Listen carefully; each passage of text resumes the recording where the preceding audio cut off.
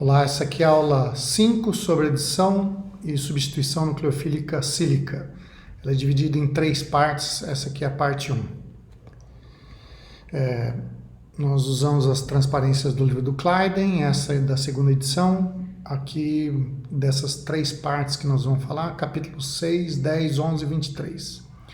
Primeiro vamos entender direito como é que funciona a adição nucleofílica à carbonila, né? Primeiro, a gente tem que, como a gente sempre fala, o ataque nucleofílico se dá do homo do nucleófilo, né, ao lumo do eletrófilo, que no caso o eletrófilo é a carbonila, tá?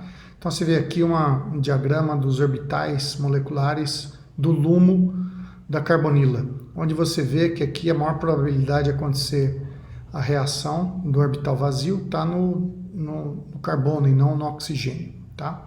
Então, o que acontece é que o nucleófilo vai nesse ângulo rasante, não ataca nem assim, né, nem planar, ele ataca num ângulo rasante aqui no carbono, okay, que está evidenciado aqui nessa figura. Tá? A hora que ele faz esse ataque, a gente passa nessa condição aqui que o orbital está vazio para essa condição que o orbital está cheio. Então, a gente adiciona densidade eletrônica no oxigênio, tá? Isso faz com que estabilize o intermediário tetraedral formado aqui com carga negativa em cima do oxigênio, tá? Então, o que nós vamos falar basicamente são esse tipo de reação. Vários nucleófilos atacando a carbonila, tá? Então, o nucleófilo pode ser água, pode ser álcool, pode ser enxofre, nós vamos falar dos vários tipos e algumas peculiaridades delas, mas a reação basicamente é isso aí. Algumas reações, na parte 2, vocês vão ver com o composto carboxílico, tem um grupo abandonador e a reação vai adiante. No caso de aldeído de cetonas, a gente para nesse intermediário aqui, que a gente chama de intermediário tetraedral. Primeiro vamos ver a reação com cianeto, né? Essa reação de cianeto forma o que a gente chama de cianohidrinas, tá? Então aqui você está vendo a reação, esse cianeto em meio levemente ácido, né? E você forma cianohidrina, que é esse composto com um grupo ciano e OH, hidroxila, no mesmo carbono. O mecanismo o cianeto ataca, né? Esse é o fluxo de elétrons, ataca aqui o carbono, que está com carga positiva, e a carga vai para em cima do oxigênio, forma um intermediário tetraedral com carga negativa. Aí o próton aqui que está no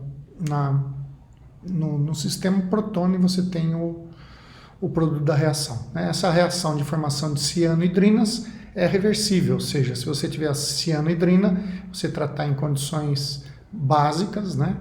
Hidróxido em meio aquoso, aqui veja, para formar ácido sulfúrico em meio aquoso, né? Ácido em meio aquoso, né? Em meio básico, o que acontece é que é exatamente o inverso dessa reação aqui, né?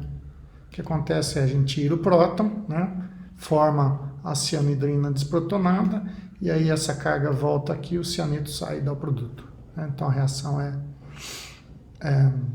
reversível. Uma curiosidade, a mandioca, né, ela produz cianeto, por isso que a gente tem que cozinhar, tal. Tem uma mandioca brava que produz bastante cianeto, HCN, e ela é imprópria para o consumo. Você tem que aquecer demais para poder liberar isso aí, não pode se comer. É mandioca crua, né? Então a mandioca tem essa cianohidrina aqui protegida com um glicosídeo, aqui um açúcar, né? Aí você tem uma beta-glicosidase, que o que ela faz é clivar essa ligação aqui, forma a cianidrina, né?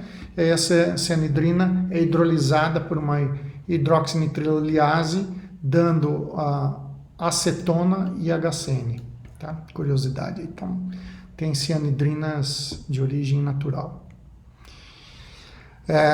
Adição, outra reação pode acontecer, a reação com hidreto, né? Veja, hidreto nunca está dessa forma aqui, né? Hidreto nunca age como nucleófilo, ele age mais como base, né? Se tiver hidreto livre em solução, que é muito difícil porque ele é muito reativo, a principal reação dele é tirar algum próton e agir como base da hidrogênio, né? Ele nunca faz esse ataque nucleofílico. Então, quando a gente fala na transferência de hidreto, na verdade, o que a gente está fazendo é esse hidreto aqui que está ligado no boro-hidreto, no caso aqui. Tem outros agentes que tem de redução que tem hidreto, boridreto é um mais famoso, mais interessante deles, nós vamos falar aqui, o hidreto de lítio e alumínio. Então a reação é par de o homo aqui envolvido no boridreto de sódio, né? Ele faz o ataque nucleofílico aqui e você vem com a carga, com os elétrons que estavam envolvidos na ligação carbono-oxigênio para cima do oxigênio, você forma carga negativa, né? E aí vem um próton na segunda parte, protona aqui, e você tem um álcool correspondente. Então, nessas reações com hidreto em carbonila, você faz uma redução de um grupo aldeído para álcool ou uma cetona a álcool, né? A estequiometria dessa reação é 4:1, na verdade, porque assim que você forma essa carga negativa, mais um boridreto aqui, a carga negativa aqui do alcóxido ataca o boro, você forma esse novo intermediário, né, com esse pH3, veja, ele já perdeu um hidreto aqui em cima, mas ele tem mais 3 hidretos para perder, então você forma esse novo composto aqui intermediário que ele transfere o hidreto para outra carbonila e assim vai até acabar, tá?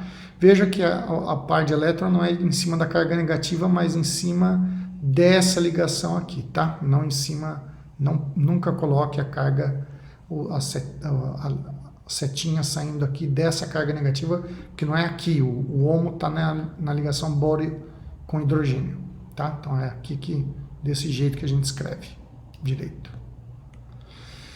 A adição de hidreto a carbonila, como eu disse, ele reduz, então aqui, por exemplo, você tem um aldeído, ele vai ser reduzido a um álcool, né? Se você tiver uma cetona, o boridreto reduz cetona ao álcool correspondente, e sempre essa reação ela tem um doador de próton, para a gente, aquela carga negativa formada aqui, tá vendo?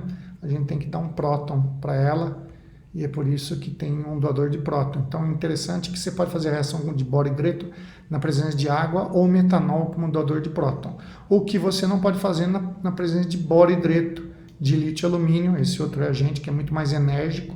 Se você fizer essa reação na presença de água, você tem uma explosão violenta que é produzido hidrogênio e explode, né? A reação é extremamente exotérmica.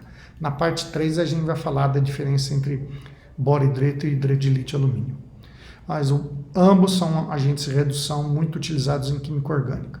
Então, o boridreto é mais seletivo do que o hidreto de lítio e alumínio. Então, se você tiver uma carboxila de um éster, uma carbonila de um aldeído, o boridreto só vai reagir com o aldeído e não vai reduzir o éster. Vocês vão ver que quando eu usar hidreto de lítio e alumínio, eu vou reduzir os dois, tá?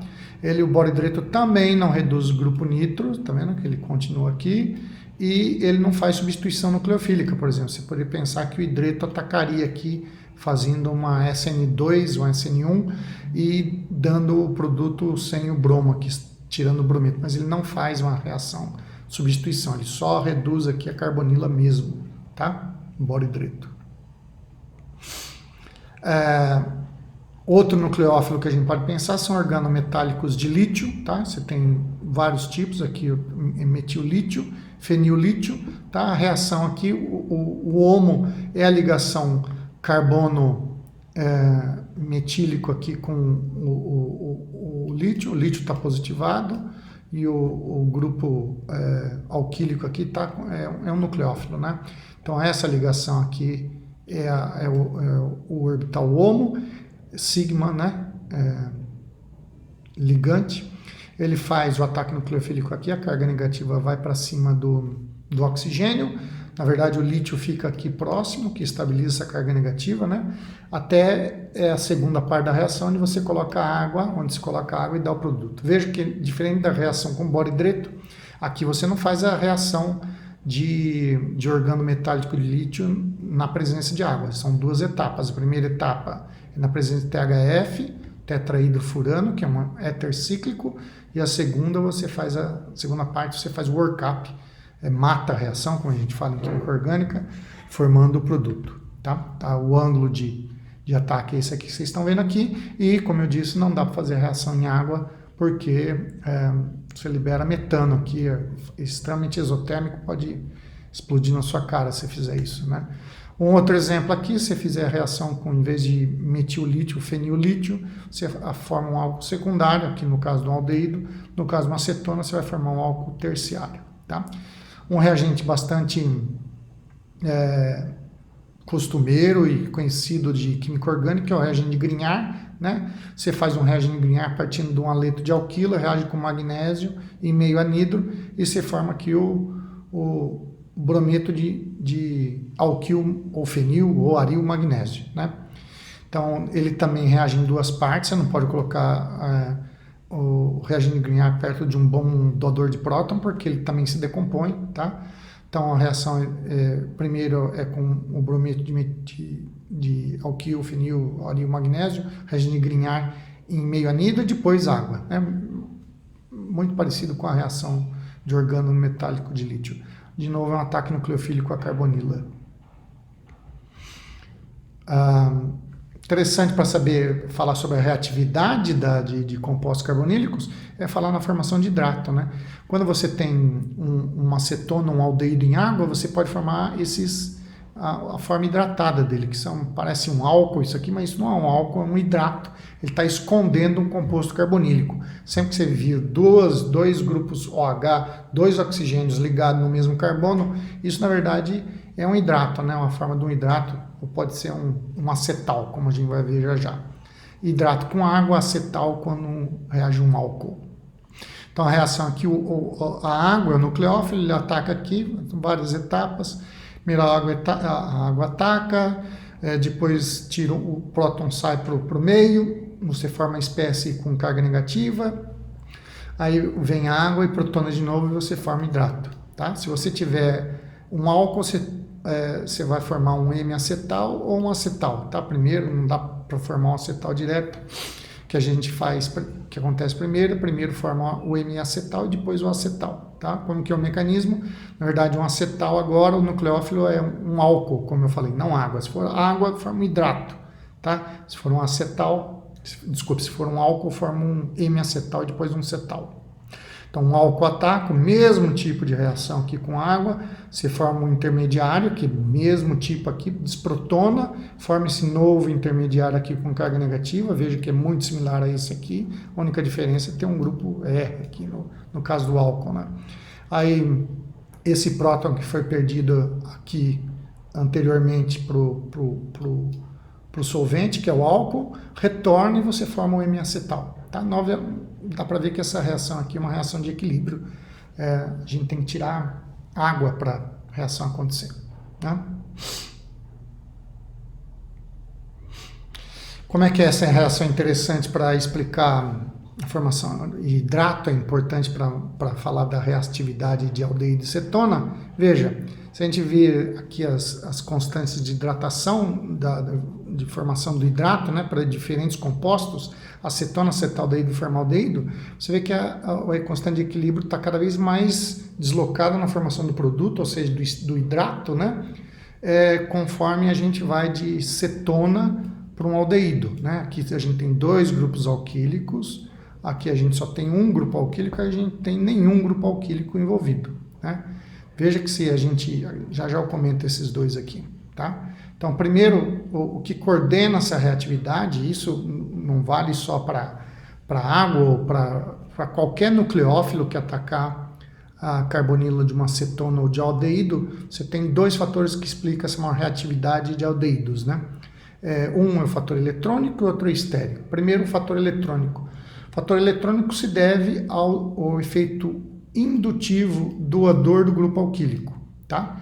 Então, quanto mais grupos alquílicos você tiver, mais você doa elétrons para o carbono, para a carbonila, e consequentemente você torna essa carbonila menos positivada, ou seja, fica com a carga positiva em cima da carbonila cada vez menor, tá? A gente pode ver isso experimentalmente pelo momento dipolo desses três compostos aqui. Por exemplo, do aldeído, o momento dipolo é 2,29, 2,70 e 2,90 para cetona, ou seja, o momento dipolo vai aumentando, ou seja, se aumenta o momento dipolo, porque esse momento dipolo resultante, né, quanto mais você tem grupos doando, mais você aumenta o momento dipolo resultante. Consequentemente, você vê que o efeito indutivo aqui doador dos dois hidrogênios ligado à carbonila é bem menor do que os dois grupos alquílicos. Ou seja, a carga aqui positiva em cima é muito maior do que a carga aqui com dois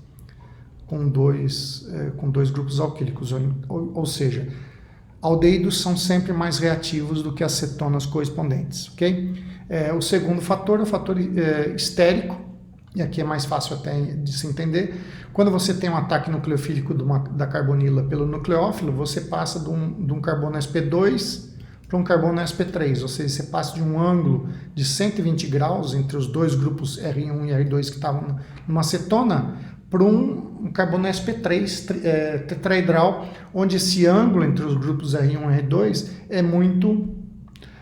muito menor, tá? Então, quanto maior for esses dois grupos aqui, maior a tendência da reação não acontecer, ok? Então, se você tiver cetona, comparando, por exemplo, a cetona com o formaldeído, o formaldeído vai ter dois grupos hidreto nessa transformação, dois grupos de hidrogênio como R1 e R2. Ou seja, a tensão dele estérica é bem menor do que se você tivesse a acetona. Então, a acetona é mais desfavorecida estericamente do que o formaldeído, né? Então, formaldeído, aqui comparando formaldeído e acetona, só para ser mais simplificado, ele reage melhor pelo efeito eletrônico e melhor pelo efeito estérico, tá?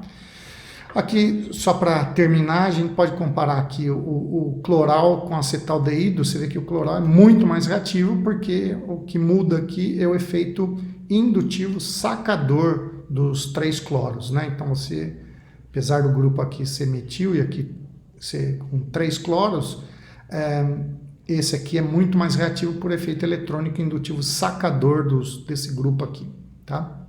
Veja que se você colocar 3 flúors de cada lado, né, você aumenta 1 milhão de vezes aqui, por exemplo, aqui 1 milhão, 10 a sexta, 10 a nona, 1 bilhão de vezes a reação desse comparando com a acetona, né? Aqui o efeito, claramente, é um efeito eletrônico indutivo sacador dos 6 flúors que estão ligados à carbonila. Novamente, isso é só para explicar a reação com a hidrólise, com a água, como nucleófilo, mas isso vale para qualquer nucleófilo. Cetonas são sempre menos reativas do que aldeídos. A formação, voltando aqui para hemicetais e acetais, a formação de hemicetais é catalisada por ácido ou base, tá? Então, por exemplo, se você tiver aqui um aldeído ou uma acetona, a catálise ácido ou básica, você vai chegar até um hemiacetal, tá? Então, como que é a catálise ácida? Primeiro, o aldeído ou acetona é protonado, você forma a espécie protonada, que aumenta a eletrofilicidade aqui da carbonila. O álcool ataca, forma intermediário, tem aquela troca de prótons para lá e para cá, e você forma um hemiacetal. Veja que no caso de catálise básica, o que acontece é a base, primeiramente, tira o próton do álcool, aí essa espécie aqui, né? Veja, não é isso aqui atacando e depois a base fazendo qualquer coisa. É a base tirando o próton primeiro, forma o alcóxe, que faz o ataque nucleofílico. Aí essa mesma base que tirou o próton aqui, ela devolve o próton e forma o hemiacetal. Hemiacetais podem ser cíclicos também, né? Veja, se tiver um álcool, um grupo hidroxila numa molécula que tem um aldeído, essa hidroxila pode fazer um ataque nucleofílico aqui à carbonila e dar um hemiacetal. Hemiacetais são muito presentes na natureza, tá? Todos os açúcares estão na forma preferencial de hemiacetais, né? A glicose, ela existe na forma aberta, né? E na forma fechada, né? Ela é mais estável na forma fechada, tanto hexoses quanto pentoses. Todos eles são hidroxialdeídos, hidroxicetonas, e por isso que a gente tem uma formação do hemiacetal em açúcares, né? A formação de um acetal é catalisada por um hemiacetal, pode ser formado por ácido ou base. Agora, um acetal só se forma por ácido, ok? Então, como que se forma o acetal? Primeiro você forma o M-acetal, obviamente, aí o M-acetal aqui é protonado, você tem a formação de água, veja que não, aqui é assim que se forma, tá? Então, primeiro protona a hidroxila, forma a água, aí esse par de elétrons aqui faz um ataque nucleofílico, forma o íon oxônio, aí uma nova molécula de álcool ataca, dá o acetal protonado, que perde o próton e dá o produto, tá? Chama atenção aqui para vocês que não é o álcool atacando aqui direto, tá? Não é isso aqui, pelo amor de Deus, não é o álcool atacando aqui direto, tá? Você protona, tudo bem que a água é um bom grupo abandonador, mas não, o ataque não se dá nessa etapa aqui. Ela primeiro perde a água, forma o íon oxônio, e o íon oxônio é que é atacado pelo nucleófilo. Acetais cíclicos de enxofre, eles são mais estáveis do que acetais não cíclicos, né? Então aqui você está vendo um exemplo, você imagina essa molécula aqui, onde você tem um acetal comum, um tioacetal, que é um tioálcool que fez o ataque nucleofílico aqui, que é um composto cíclico, e você tem um acetal do etileno glicol, né? Que é cíclico também. Se você tratar em meio ácido e água, com aquecimento, o que acontece é que você hidrolisa só o acetal mais instável, né? Tioacetais e acetais cíclicos são mais estáveis. Que, por exemplo, se você quiser fazer um acetal desse aldeído aqui, dessa acetona aqui, você trata com etileno glicol na presença de um ácido aqui, ácido tolueno sulfônico, né? Sob aquecimento você produz o acetal cíclico com 78% de rendimento. Veja que aqui eu usei um ácido fixo bastante forte, que é o ácido tolueno sulfônico. O mecanismo é protona, que o próton veio aqui do ácido sulfônico, o ataque nucleofílico aqui são várias etapas, né? Lembre. Não, desculpe, ainda não. Só protona aqui, aí o ataque nucleofílico se dá, forma esse intermediário carga positiva, perde o próton para o meio, aí o próton vai lá, protona de novo a molécula, mas dessa vez da hidroxila, esse par de elétrons aqui faz um ataque nucleofílico, veja, forma o íon oxônio, aí o íon oxônio é atacado pela outra par da molécula, aqui, né, pela outra hidroxila, dando o acetal protonário, perde o próton e dá o produto. É bom ficar fazendo exercícios para entender direito como isso acontece.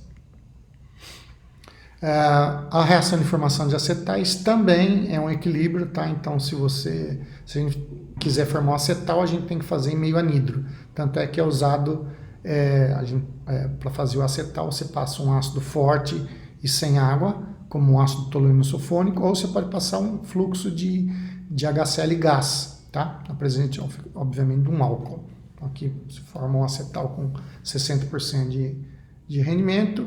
Aqui a gente está vendo que ele usou ácido tolueno sulfônico e peneira molecular, que é um polímero que absorve água. Tudo para tirar água e deslocar o equilíbrio. Se você pegar o acetal e colocar ácido e água, o equilíbrio reverte e você forma o composto carbonílico de volta. Acetais também são usados em química orgânica, principalmente são usados como grupo de proteção. Aqui só um exemplo do Clayden para vocês. Se a gente for fazer o reagente de Grignard aqui usando esse composto, vai formar o composto de Grignard aqui, mas provavelmente o que vai acontecer é que ele vai atacar aqui e você não vai conseguir fazer o Grignard dele, tá? O que você faz, você tem que proteger antes a carbonila, usar o acetal como grupo de proteção. Então você faz a formação do acetal aqui, usando aquelas várias etapas, você forma o acetal que não reage, não sofre ataque nucleofílico aqui. Aí você pode fazer o Grignard e é estável. Então, acetais são usados como grupo de proteção. Outra reação aqui, já estou chegando no final, é a reação usando aminas como nucleófilos, tá? Então, mesmo tipo de reação, a amina que ataca aqui, você forma um intermediário, perde água e você forma uma imina. Quando você tem uma amina primária, você forma uma imina. Quando você tem uma amina secundária, você forma uma enamina. O mecanismo aqui ocorre o ataque nucleofílico primeiro na carbonila, você forma essa espécie zwitteriônica com cargas positiva e negativa, né? E aí você tem uma transferência de próton e chega no produto, no M-aminal, que é parecido com o M-acetal que a gente viu antes. Aí o M-aminal tem que ser protonado aqui, essa hidroxila, né? Você forma água, da mesma forma que o íon oxônio, agora você forma o íon imínio, sai com a perda de água, o íon imínio para dar imina é só perder um próton. Essa reação é altamente dependente do pH, acontece várias reações em bioquímica desse tipo aqui, que protonação de aminas, né, formação de iminas, a reação de Maillard, que causa aparecimento de manchas aqui, quando você vai envelhecendo, é na verdade uma reação desse tipo aqui, da reação de formações de imina, tá? Então a velocidade dessa reação aqui é interessante, né?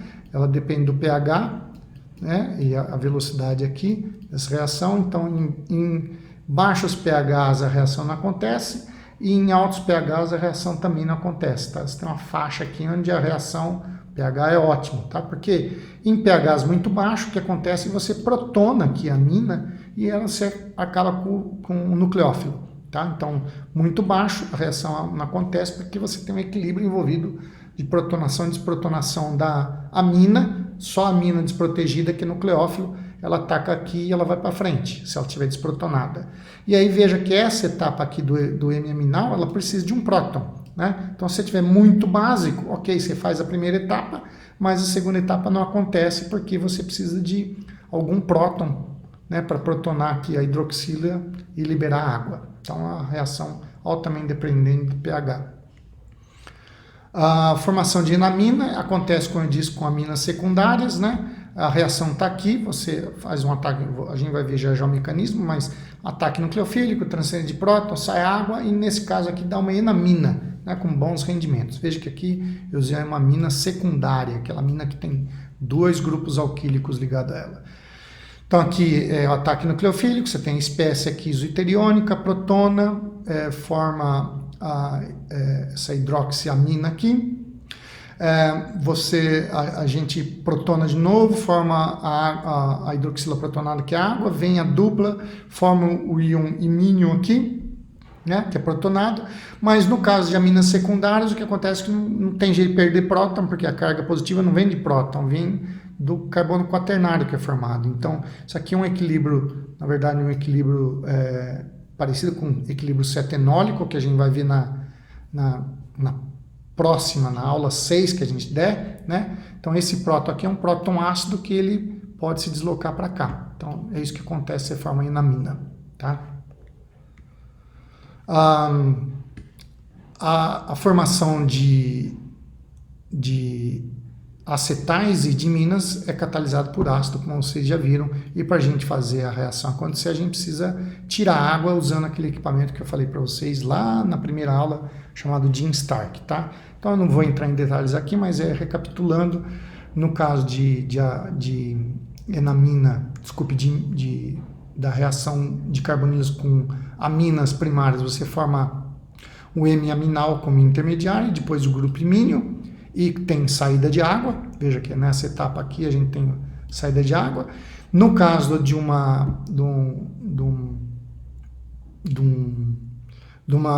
acetal, que a gente tem também, a gente forma o íon M-acetal aqui, que tem a saída de água e forma o íon oxônio. Os 2 casos aqui são catalisados por ácido e tem saída de água, e a gente usa o equipamento de Jim Stark para fazer a reação. É isso aí.